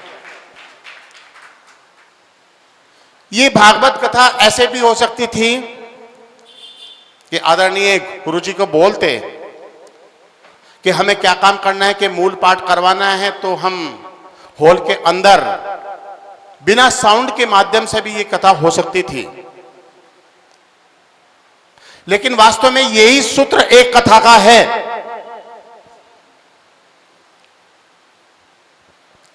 वास्तव में यही सूत्र एक कथा का है कि ये साउंड के माध्यम से जब होती है तो जो परिवार है, परिवार के लिए तो मूल पाठ हो रहा है, उनके पितरों की शांति के लिए, पितरों को सुनाने के लिए तो मूल पाठ हो ही रहा है। लेकिन इस साउंड के माध्यम से जहां तक आवाज जा रही है वहां तक भी इस पवित्र कार्य का वर्णन हो रहा है और ये सभी के कानों में आ रही है। और आप बड़े भाग्यशाली हैं जो निमंत्रण पत्र के आधार पर या बिना निमंत्रण दिए यहां पर आ रहे हैं। आप बड़े सौभाग्यशाली हैं कि वास्तव में जो भागवत कथा है यही कलयुग में हमारा उद्धार कर सकती है। इसके अलावा चाहे हम जितना भी यत्न करें, जितना भी हम प्रयत्न करें, इसके अलावा और कुछ भी हमारे जीवन में नहीं हो सकता है। केवल एक माध्यम भागवत कथा है, इसके अलावा जीवन में और कुछ नहीं है। भागवत कथा का आयोजन अभी महाराज श्री कथा में बता रहे थे कि भागवत कथा का जो आयोजन है, वैसे तो ईश्वर की कथा हो, ईश्वर का कार्य हो, वो सारा ईश्वर की प्रेरणा से होता है। लेकिन उसके बावजूद भी महाराज श्री आज बता रहे थे कि जब ये मन में आता है, जब ये मन में विचार चलते हैं कि हमें भागवत कथा करवानी है, तो सरस्वती मैया आकर ज्ञान देती है। फिर उसके लिए हम क्या काम करते हैं कि अरेंजमेंट करते हैं, कि उसका हम पूरा एस्टिमेट बनाते हैं कि उसके लिए हमारा कितना पैसा हमारा खर्च होता है। फिर उसके लिए लक्ष्मी मैया आती हैं और लक्ष्मी मैया अपना काम करती हैं। और फिर उसके लिए बहुत सारे संसाधन उठाए जाते हैं, बहुत सारे लोग उस काम में लगते हैं, तो उसमें काली मैया सहायक होती है। वास्तव में आज मुझे याद आया, इसीलिए यहां पर आके क्या मिलेगा, भागवत कथा में यहां पर सुनने से क्या मिलेगा, जो घर पे टीवी पे भागवत कथा हो रही है उसको सुनने से क्या मिलेगा, उसमें और इसमें यही अंतर है कि जब हम इस पंडाल में आकर बैठते हैं तो हमारे साथ साथ में कोई शक्ति ऐसे भी हमारे बीच में आकर बैठती है जो हमारे दिमाग को प्रेरणा देती रहती है। ये मैंने स्वयं अनुभव किया है। मैं एक दिन बता रहा था कि गंगा पैलेस में श्रीमद् भागवत कथा हो रही थी। जब उसका 5वां दिन आया तो 5वां दिन आने के बाद महाराज श्री मेरे से बोले कि ब्रजेश जी ये बताओ कि भाई पैसे की क्या व्यवस्था है। मैंने महाराज श्री को बताया कि पैसे की इतनी व्यवस्था है। बोले अभी तो बहुत कमी है भाई। तो आज मेरी ये बात समझ में आई कि जैसे ही हम छठे दिन हम वहां पर गए तो आज मेरी ये बात समझ में आई कि जब महाराज श्री मुझसे बता रहे थे, मुझसे पूछ रहे थे कि एक बात बताओ कि पैसे की व्यवस्था पूरी हो पाई या नहीं हो पाई, ये कैसे होगा, तो आज बैठकर इस पंडाल में मेरी ये बात समझ में आई कि उसी दिन से जो है वो लक्ष्मी माता का आह्वान वहीं पर हो गया और लक्ष्मी माता ने आकर कहा कि चिंता करने की कोई जरूरत नहीं है। और वास्तव में जो बहुत बड़ी कमी हमारी थी वो मैं विश्वास के साथ में कहता हूं कि छठे दिन ही वो पूरी हो गई हमारी। वास्तव में ये भागवत कथा है। वो देव अपने आप आकर सहायक होते हैं। वास्तव में आप बहुत बहुत पुनीत कार्य कर रहे हैं कि आपने सिर्फ अपने पितरों का उद्धार किया ही है, लेकिन आपने बहुत सारे पितरों का उद्धार कर दिया है। साउंड के माध्यम से हो रही है। हो सकता है एक दो परिवार कोई अड़ोस पड़ोस में सोचता हो कि बहुत सारी साउंड हो रही है, लेकिन मेरा अपना ही मानना है कि चूंकि आपको पता है कि अच्छी शक्ति भी रहती है और बुरी शक्ति भी रहती है, प्रेत आत्मा भी रहती है, तो हो सकता है वो प्रेत आत्मा इधर को कोई गुजर रही हो और उसके कानों में ये भागवत की कथा पड़ जाए तो इस भागवत कथा के माध्यम से उसका भी उद्धार हो जाएगा। ऐसी ईश्वर की माया है, ऐसी ईश्वर की प्रेरणा है। इसलिए जो मिलेगा वो पंडाल में आकर मिलेगा, जो मिलेगा वो सीधे सुनकर मिलेगा। टीवी में या मोबाइल में कुछ नहीं होगा। मैं टीवी और मोबाइल को मैं गलत नहीं बताता हूं, लेकिन मैं उससे बहुत ज्यादा सहमत भी नहीं हूं। क्योंकि आप एक बात मानिए कि जो टीवी में और मोबाइल में सुनोगे वो एक कान से सुनोगे और एक कान से वो निकल जाएगा। लेकिन यदि हमारी श्रद्धा है और यदि हमारा विश्वास है, अभी महाराज श्री ने कहा कि श्रद्धा होनी चाहिए। यहां पर आकर ये नहीं देखना है कि गद्दे पे कितने आदमी बैठे हुए हैं, कि आदमी तो बहुत कम है लेकिन लेडीज बहुत ज्यादा हैं। लेडीज वाला गद्दा तो भरा हुआ है लेकिन आदमी वाला खाली है। अगर हम इस आलोचना में पड़ गए और हमने ये सोचा तो फिर हम यहां से कुछ नहीं लेकर जाएंगे। हमें सिर्फ क्या सोचना है कि व्यासपीठ से क्या बोला जा रहा है, उस व्यासपीठ का हम अमल करें। भाव ही प्रधानता है। और आपने पता है महाराज श्री ने आज बताया कि भाव के कारण ही, चूंकि भाव प्रधान था, राजा के यहां भगवान श्री कृष्ण जी ने जब वो भोज नहीं किया, प्रसाद नहीं पाया, विदुर के यहां पाया, जिसके यहां पर क्या था कि चने का साग था और चने का साग अपने आप उठाकर खाया। ऐसे हैं मेरे भगवान। जब हम घर में कोई भी हम अच्छा भोजन बनाते हैं, जब भोजन बनाते हैं तो भगवान को अर्पित करते हैं। अगर हमने 2 रोटी भगवान को हमने खीर का प्रसाद लगाया, 2 रोटी सामने रखी, तो भगवान तो नहीं खा रहे हैं उसको, लेकिन भगवान के सामने हमने रखी तो भगवान के सामने खाने के बाद जब हम उसको हमने पूरे भोजन में उसको हम मिला देते हैं तो वो भगवान का खाया हुआ प्रसाद बन जाता है। और जब हम प्रसाद खाते हैं तो हमारे जीवन का कल्याण होता है। मैं बहुत लंबा समय आपका नहीं लेना चाहता। मैं सभी को उन्हें बहुत बहुत साधुवाद देता हूं, बहुत बहुत धन्यवाद आपका करता हूं कि आप सभी यहां पर अपना कीमती समय लगाकर आप यहां पर आए हैं। जितने दिन और शेष रह गए हैं, मैं आपसे निवेदन करूंगा कि आप अच्छे से भागवत कथा का श्रवण करें और कोई न कोई एक सूत्र आप अवश्य लेकर जाएं यहां से। यदि आप एक सूत्र आप यहां से अवश्य लेकर जाएंगे तो मैं निश्चित रूप से कह सकता हूं कि भागवत कथा का जो आयोजन है वो इतना सफल होगा कि वो कल्पना से बाहर हो जाएगा। जय श्री राम, राधे राधे।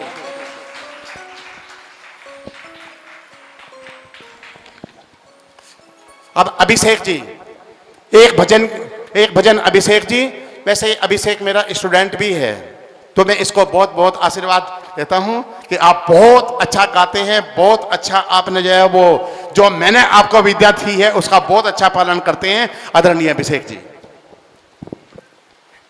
शिक्षा के साथ साथ सर आपकी मार भी बड़ी खाई है, क्योंकि सचिव वैद्य गुरु तीन जो प्रिय बोलई भय आस, राज धर्म तन तीन कर होई बेगई नास। तो गुरु का अपने शिष्य के प्रति सख्त होना भी बड़ा आवश्यक है, तब ही शिष्य आगे बढ़ पाता है। बहुत बहुत धन्यवाद आदरणीय गुरु जी, आदरणीय श्री ब्रजेश शर्मा जी।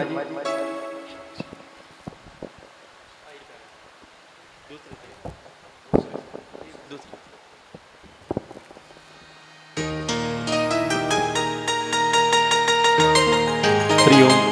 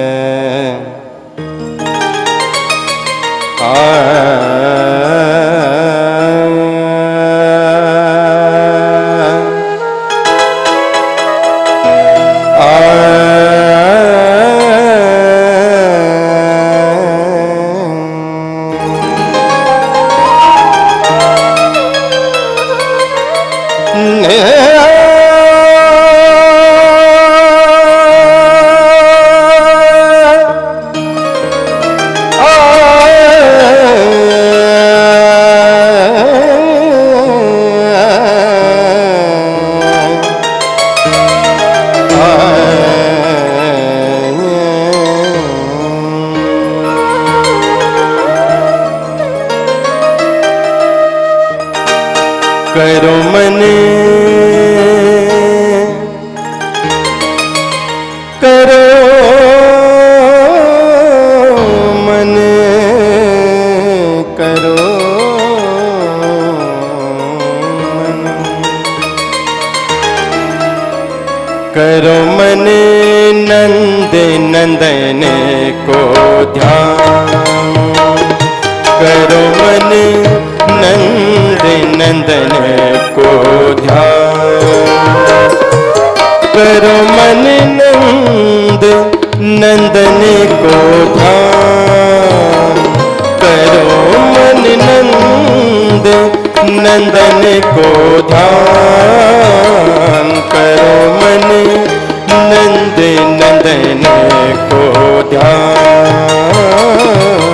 करो मन नंद नंदन को ध्यान यह अवसर तुम्हें फिर ना मिलेगा यह अवसर तुम्हें फिर ना मिलेगा यह अवसर तुम्हें फिर ना मिलेगा यह अवसर तुम्हें फिर ना मिलेगा मेरो कहो अपमान करो मन नंद नंदन को ध्यान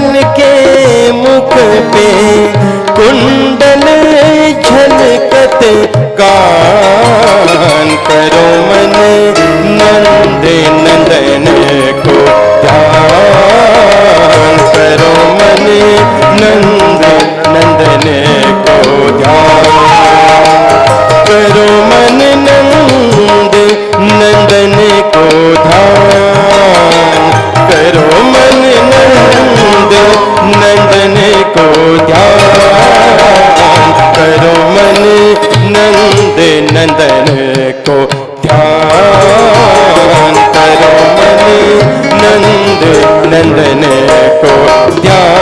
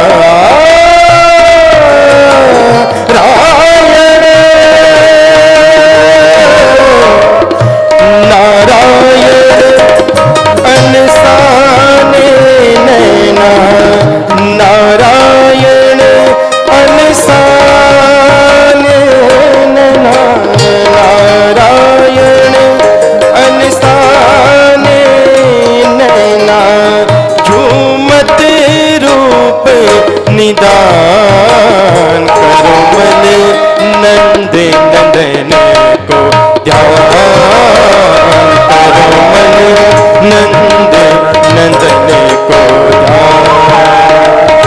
यह अवसर तो है फिर ना मिलेगो, यह अवसर तो है फिर ना मिलेगो, यह अवसर तो है फिर ना मिलेगो, यह अवसर तो है फिर ना मिलेगो। मेरो कहो अब मान करो मन नंद नंदन को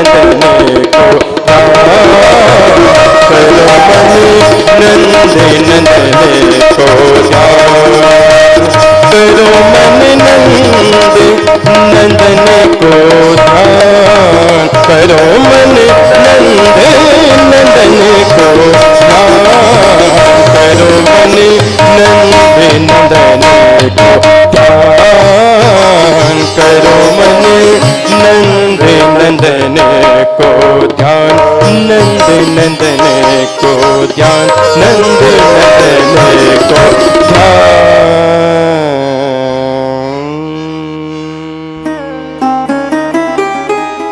बोली श्रीमद् भागवत महापुराण की जय। आरती के लिए आ जाएं।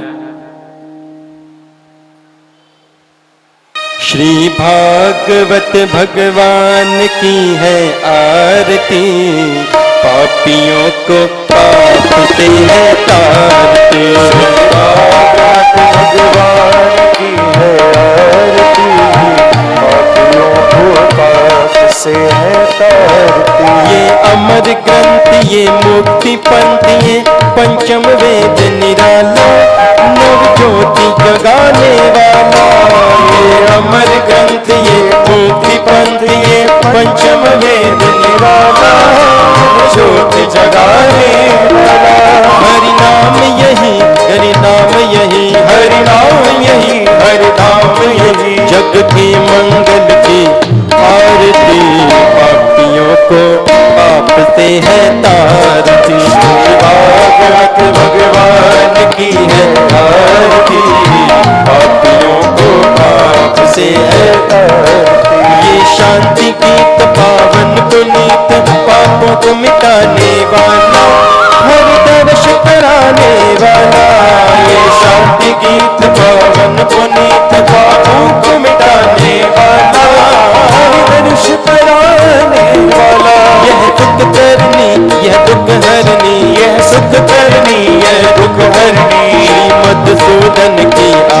आरती, पापियों को पाप से है तारती। श्री भागवत भगवान की है आरती, पापियों को पाप से है तारती। ये मधुर बोल जगबंद को सन्मार्ग दिखाने वाला, बिगड़ी को बनाने वाला।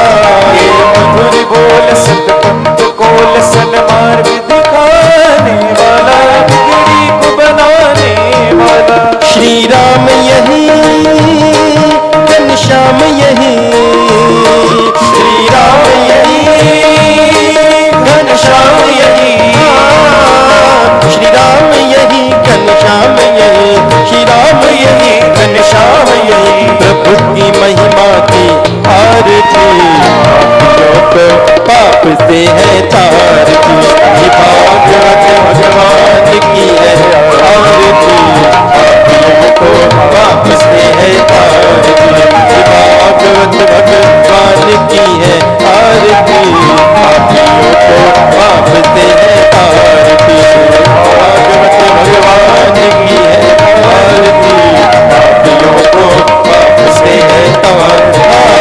पापियों को पाप से है तारती, पापियों को पाप से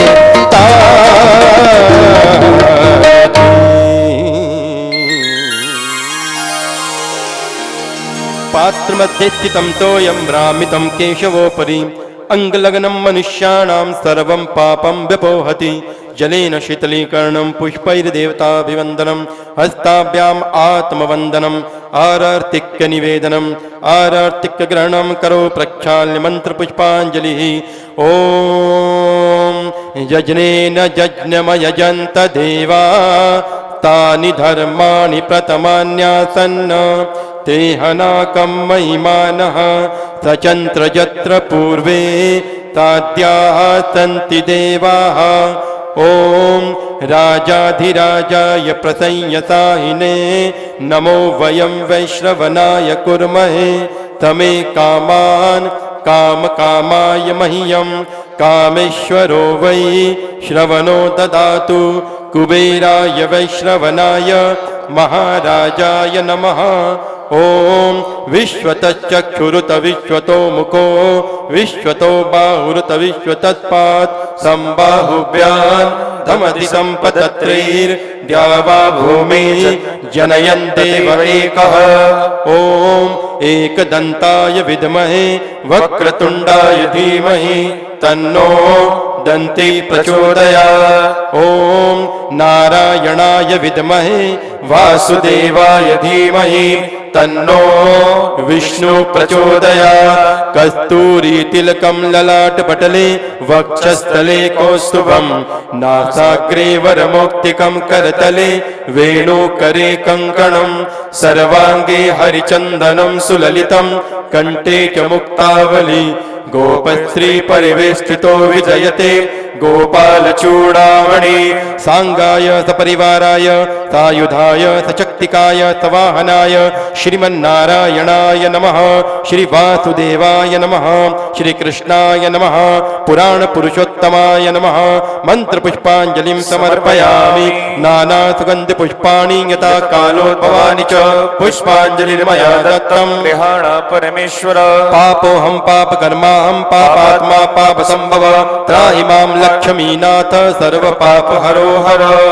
बोलिए श्रीमद् भागवत महापुराण की जय। श्री व्यास जी भगवान की जय। श्री वृंदावन बिहारी लाल की जय। पतित पावनी गंगा मैया की जय। उमापति महादेव की जय। संत हरि भक्तों की जय। सत्य सनातन धर्म की जय। धर्म की जय हो, अधर्म का नाश हो, प्राणियों में सद्भावना हो, विश्व का कल्याण हो, गौ माता की सेवा हो, भारत माता की जय हो, अपने अपने माता पिता की जय हो, अपने अपने गुरुजनों की जय हो, संत हरि भक्तों की जय हो, सत्य सनातन धर्म जय हो। नमः पार्वती पतये हर हर महादेव। जय जय श्री राधे, जय जय श्री राधे, जय जय श्री राधे श्याम।